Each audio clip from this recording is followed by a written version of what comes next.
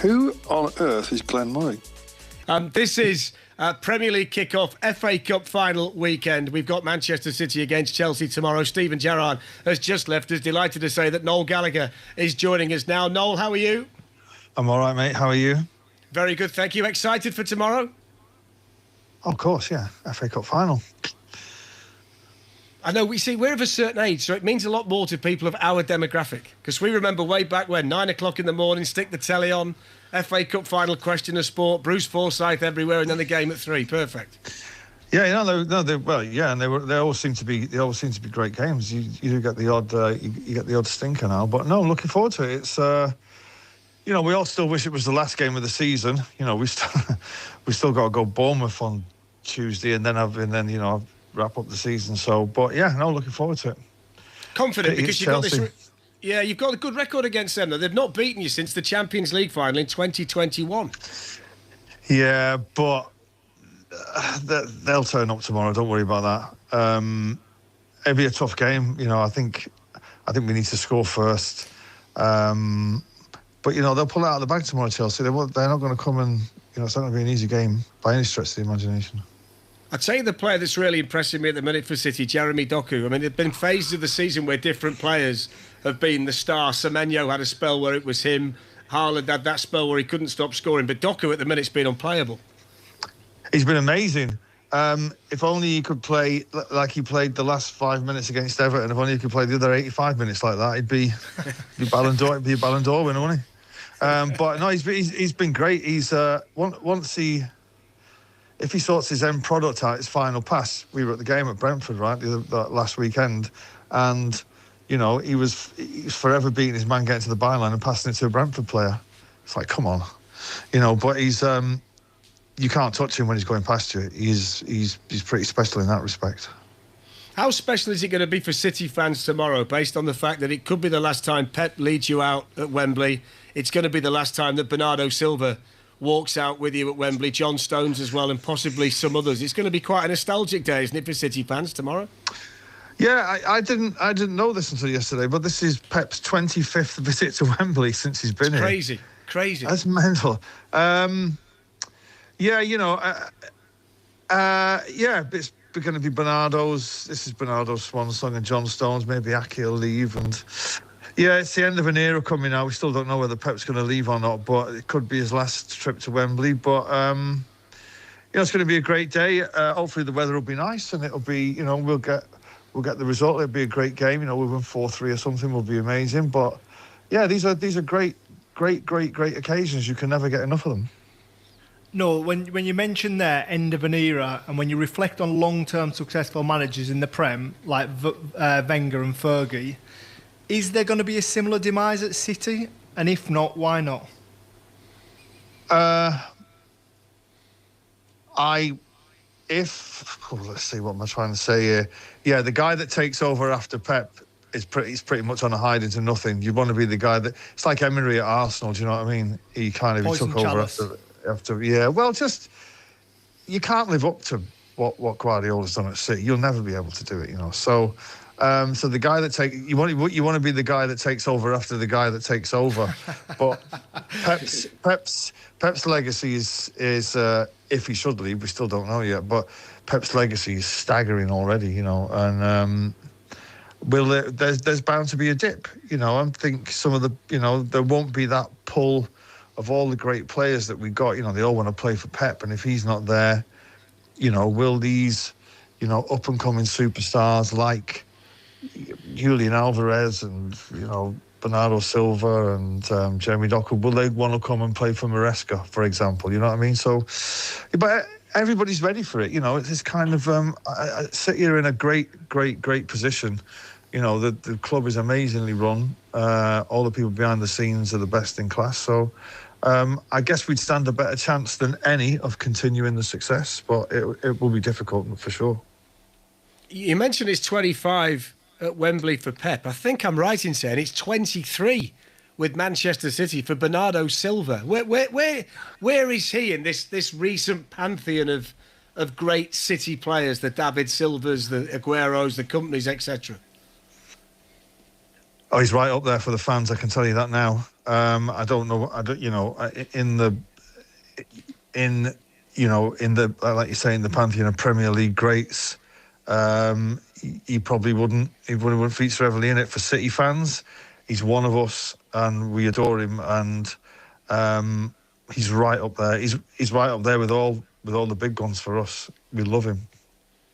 Is it a bit of a shame that he's going? Because he's only 31. I mean, he looks like he never misses a game. I mean, he never misses a game through injury.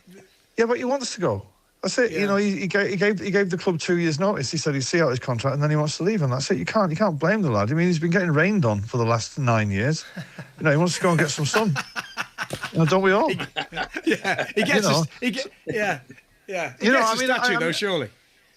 Well, actually, here's the funny thing: you don't qualify for a statue unless you've been there 10 years, and he's been there 9. So. But I gotta say, I might start having a whip round. You know. Yeah. We can. It'll have to be a small statue anyway, won't it? It'll have to be a small one from anyway, won't it? Come on, no need. Come on.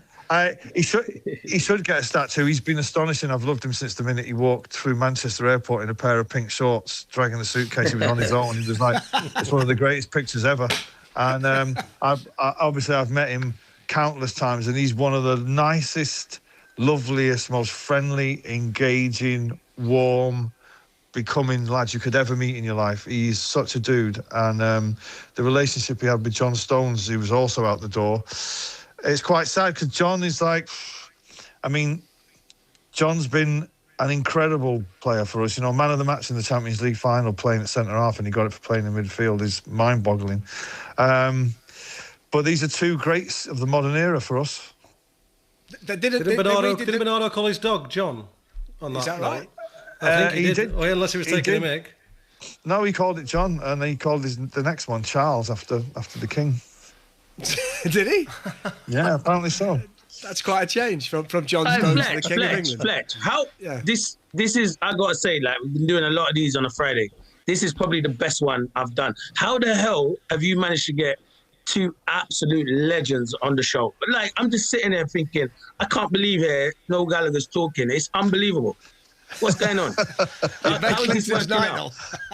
Yeah, Fletch, how have you managed to do this? I have no idea. How have you done this, Fletch? Ridiculous behaviour, Fletch, but I'm going to clap you. Well done. Brilliant. Hey, just on the subject of those two, Bernardo and John Stones, they did the picture, didn't they? I saw they redid yours and Liam's picture. Yeah. It's funny. They're shot by Kevin Cummins, who took the original. They're a funny pair.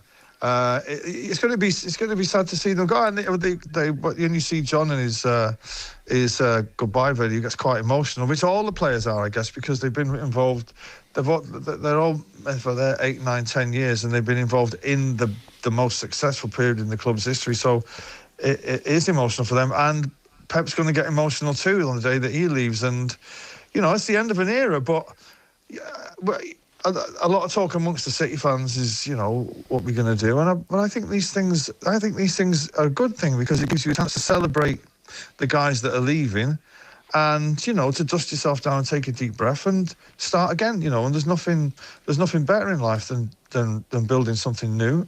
You know, after a period of glory. So, I'm here for it. I'm ready for it. You know, and I think the future's bright. Yeah. What would your first FA Cup memory be, going back to City when? Mid-70s? With City, it would have been the games against Tottenham. That would have been it. 81. 81. The ones I remember the most is Southampton beating United, Arsenal beating United when Alan Sunderland scored that goal. Pretty much anyone beating United. Until we started appearing in a regular, yeah. I always feel sorry, you know, for Steve McKenzie, because he scored one of the great cup final goals in '81 in the replay that nobody ever talks about because of Ricky Leeds. Yeah. They were. We were like 5 minutes away from winning that, and Tommy Hutchinson tried to be a little bit clever, but you know, getting back to the game itself, these are still great occasions, and it's going to be full, and I'm very much looking forward to it. I can't wait. Yeah, it's going to be fantastic. We'll get you out of here on this one. I noticed that you've got a date now for the film. Oasis fans love a bit of Oasis news. The date for the film's set. Are you excited about that? More excited to be in the rich list this morning, let me tell you that.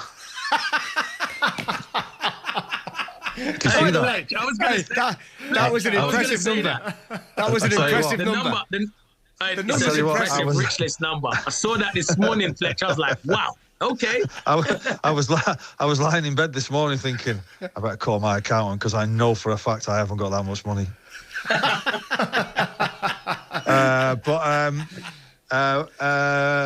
What was the question again? About you got the film. Oh, September the 11th. I think it is. Well, I mean, I still haven't seen it. Me and still haven't. Well, they're still tweaking it. I think they want to get it to a point before they show me and Liam. So we still haven't seen it. I know, obviously, people have seen it. They're saying it's quite an emotional journey. It's a lot of it's to do with fans and stuff. But it'll be out September the 11th, I believe, and I can't wait to see it because I don't really remember that much about the tour because it was such a whirlwind. But it'll be. I'm just mixing the sound for it now at my studio, so it's all sounding great. So hopefully it'll be a hit. I'm sure it will. Fantastic, mate. Thanks for joining us tonight. Congratulations on the rich list. Good luck for tomorrow. The Milky Bars are on me. Enjoy it. They are indeed. Lots of them. They are indeed. See you later. See you later. Thanks a lot. That's Noel Gallagher. What a start, Clinton, we've had to the programme tonight. You're exactly right. Unbelievable start. And let me tell you, I looked at that rich list today. I'm surprised you three weren't on there. I thought one of you three is definitely going to be on there. It was ridiculous. What was the number? Unbelievable. I tell you what the number was. It said 397 million. Yeah, that's what it said. That's what it said. I was eating my breakfast today. I nearly spat it out. I couldn't believe it. Unbelievable. Absolutely brilliant.